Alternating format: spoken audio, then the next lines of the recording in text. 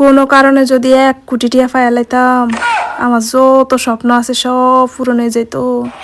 50 লাখ টাকা দিয়ে একটা গাড়ি কিনতাম, 25 লাখ টাকা দিয়ে একটা বড় ডুপ্লেক্স হাইফাই বাড়ি করতাম, 1.5 লাখ টাকা দিয়ে একটা আইফোন কিনতাম।